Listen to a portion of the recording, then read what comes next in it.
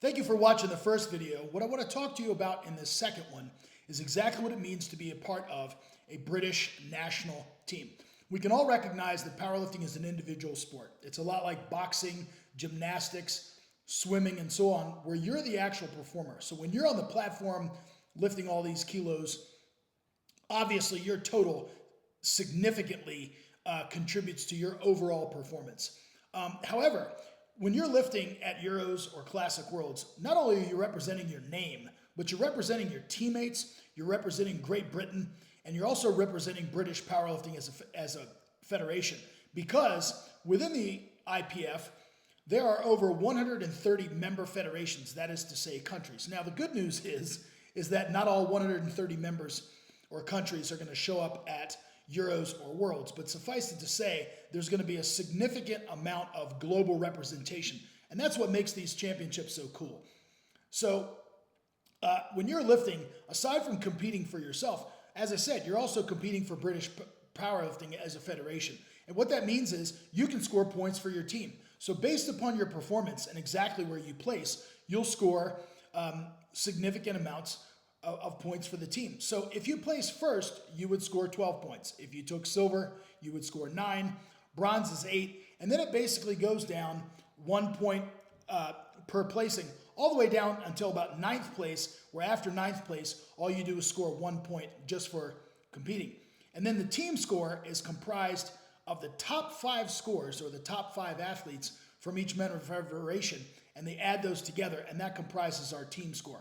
So the team competition at these events is, quite frankly, a really big deal. And last year at Euros, Great Britain scored first on the men's side and second on the women's side. At Worlds, the men came in second and the women came in 5th. So, of course, there's a lot more to being on a team than just lifting weights. As you've seen with the coaching staff, myself and Peach trying to get you all ready, and we really appreciate you all having attention to detail and jumping through all these necessary hoops.